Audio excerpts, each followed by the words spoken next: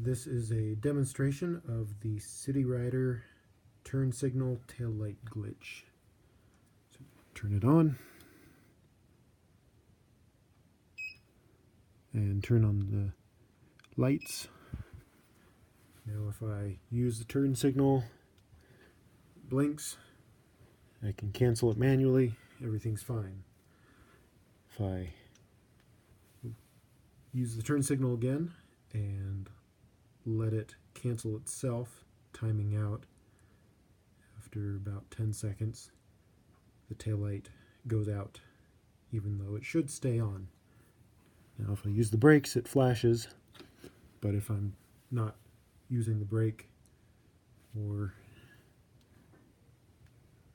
it also doesn't come back on if I use the turn signal. If I let it cancel itself out again, that doesn't change anything. Taillight remains off.